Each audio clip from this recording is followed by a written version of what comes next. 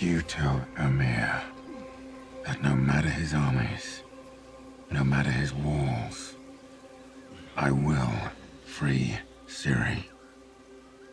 And if we must face the cold blue eyes of death, that we will be the last to fall. What's your name? Call me Falka.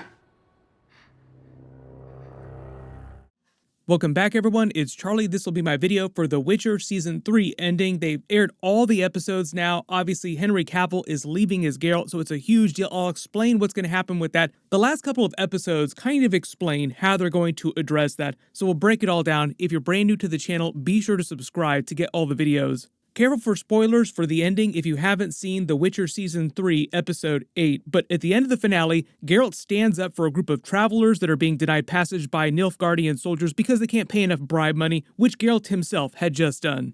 He kills the soldiers in retaliation, but leaves one alive, telling him to go back to Nilfgaard and tell Emperor Emhyr that he's coming for him, setting up a Geralt versus Emperor Emhyr fight at some point in the final season. Whatever that winds up being, Season 4, Season 5, whatever they have planned. They haven't actually shown Emperor Emhyr doing any real fighting yet, but he boasted about his exploits earlier this season in his war to get rid of the usurper earlier in the timeline, retake his throne, so he's meant to be a good fighter. Vilgefortz trots out the fake version of Ciri to try and trick Emperor Emhyr. If it wasn't clear, he understands instantly that it's a fake and just goes along with it so that Vilgefortz won't suspect that he knows. You idiots! These are not them! You've captured their stunt doubles! The whole thing between the two of them is they have a very Emperor and Darth Vader Star Wars kind of relationship, like they're both using each other, which Vilgefortz talked about earlier this season. They both want Ciri for completely different reasons. Emperor Emhyr wants to marry Ciri, which is already kind of messed up enough. Like, if you didn't think Vilgefortz wanted her for messed up reasons, Emperor Emhyr also wants her for very messed up reasons. Suddenly you're getting these Game of Thrones twincest kind of vibes, like, oh wow, they're going way beyond Jaime and Cersei kind of stuff here. He wanted to marry Ciri to legitimize his claim on Cintra, and it's just part of his idea taking over the entire continent. Knowing that this girl is a fake, he marries her quickly and then sends her to like the outskirts of the Empire and just forgets about her for a little while, but slowly falls in love with her, even knowing that she's a fake, and just continues the marriage. Vilgefortz wants Ciri because he wants to take her power for his own. He wants to take over the world using her Elder Blood abilities. You notice his messed up face? That happened in the explosion where Ciri took off through the portal. Then they end the episode, which is Geralt walking down the road. No hint is how they're going to explain Liam Hemsworth showing up with his face at the beginning of Season 4, Episode 1, which makes me think now that this is actually a big deal, that there will be no explanation. Liam Hemsworth will just show up in Season 4, Episode 1, and none of the other characters will address it or think that anything is different or amiss. Kind of like a Game of Thrones Dario Naharis twist, Ed Skrein started the character in earlier seasons, then the next season right after he debuted, it was a totally different actor playing the character, and nobody on the show ever addressed it or thought that it was weird. The writers just all pretended like it had always been the same actor playing the character. Speaking of which, thanks to The Lord of the Rings Heroes of Middle-earth and EA for sponsoring the video, it's a new mobile role-playing game on Android and iOS from Capital Games and EA that lets you collect your favorite characters from Tolkien lore and explore Middle-earth. Relive your favorite stories along with brand new ones they created for the game based on the original Tolkien novels. You can download it for free using the link in the description or scan the QR code that I'll put in the video up here. Make your own fellowship and use awesome solo and team-up abilities that can change the course of battle, like Legolas and Gimli together, who work great as a combo for DPS. You can use Keely and Feely from the Hobbit movies. Their team-up is mostly focused on party buffs and healing. You can even use the Nazgul and play as darker characters, like using their dark magic for ranged DPS.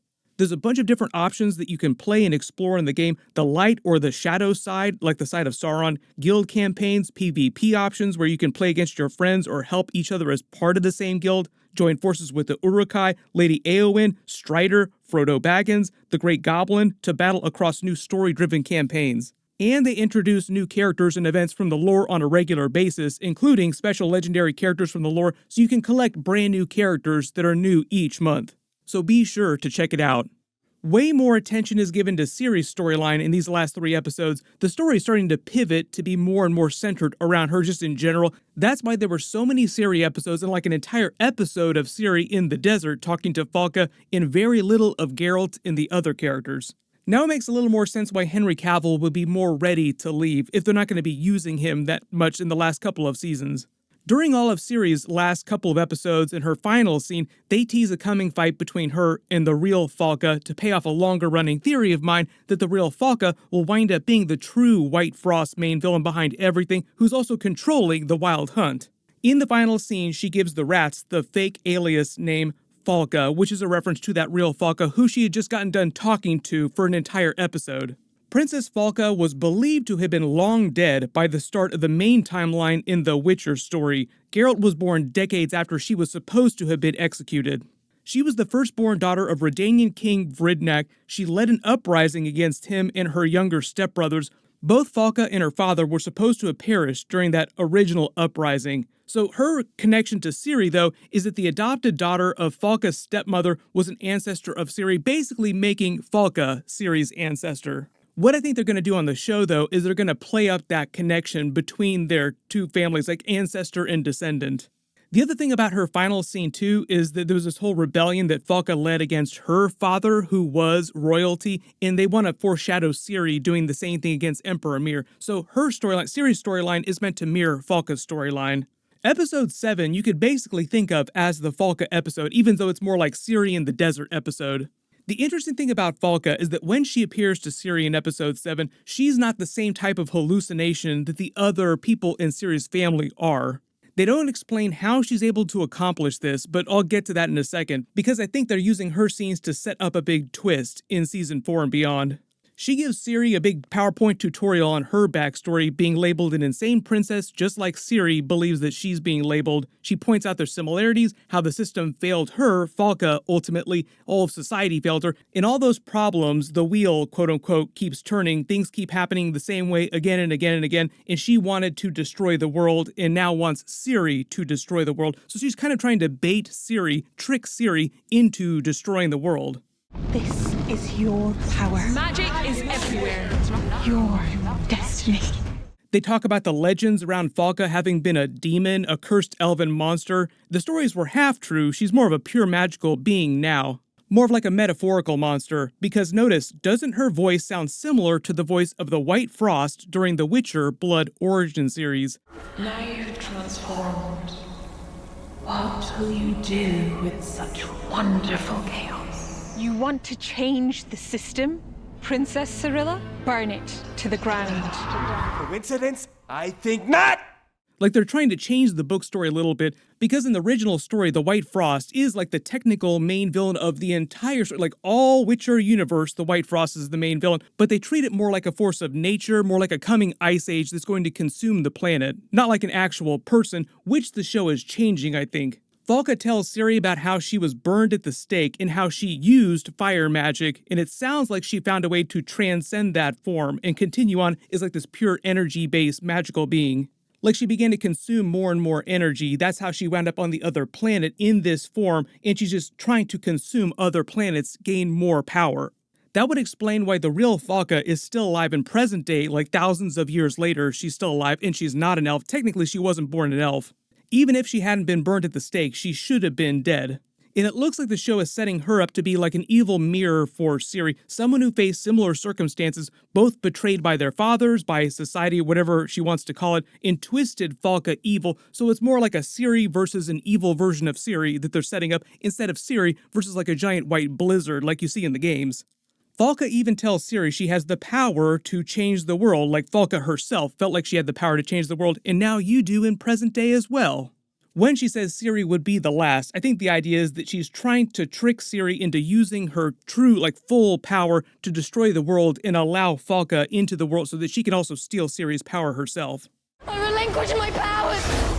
Like I said, though, there's nowhere in the books that they actually suggest that the real Falka became the White Frost villain. I think that's meant to be a big change that the show is making, so that they actually end the show with like Ciri versus another person instead of Ciri versus like a force of nature, like Ciri hacking away with her sword a giant blizzard.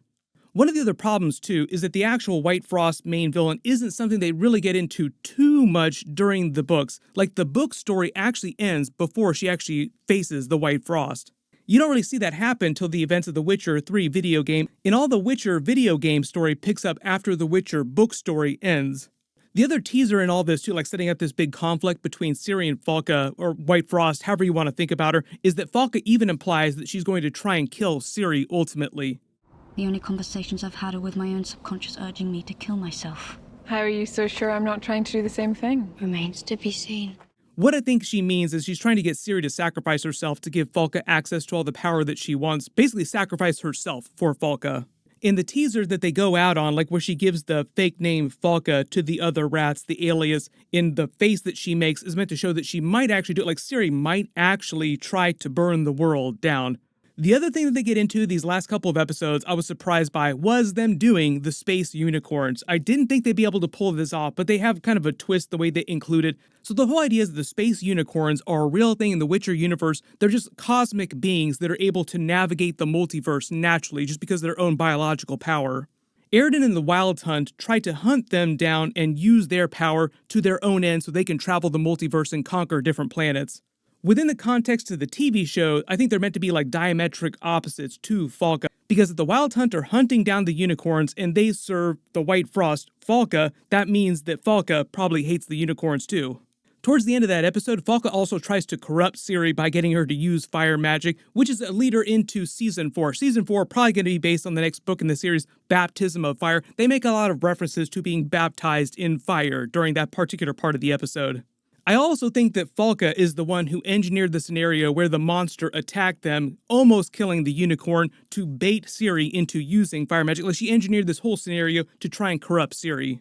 Here's the thing with Season 4, though. If Season 4 is going to be based on Baptism of Fire, they probably have to make a bunch of changes because for the most part, there isn't a ton of stuff that happens in this book. There's way more plot-related stuff that actually happens in the next book after this, which they probably wait for Season 5 to do. During Baptism of Fire, everybody is still pretty much separated, has their own adventures, like Ciri goes off with the rats and has more adventures with them. Geralt has his own adventures separately from Yennefer.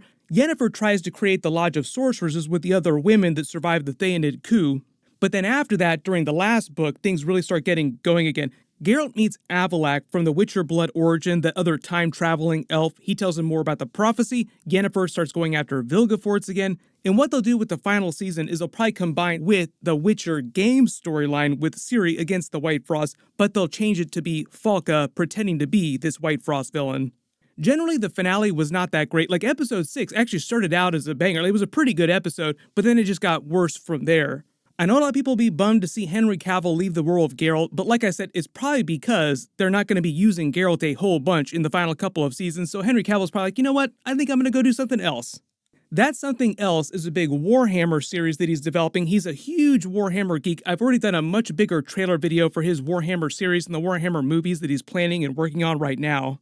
I'll post a link for that at the end of this and down in the description below. It's probably going to be a couple years before that hits screens. If there's any other references or Easter eggs that I didn't talk about from the ending in this video, just write them below in the comments, or any other questions you have about what they're going to be doing with the last couple of seasons. But right now, as of me posting this video, we're in the middle of a giant strike, so pretty much everything has been postponed until that's done. Probably going to be another 2 years before Season 4 premieres. Click here for that Henry Cavill Warhammer trailer video, and click here for all my other Comic-Con trailer videos. Thank you so much for watching, everyone stay safe, and toss a coin to your Witcher.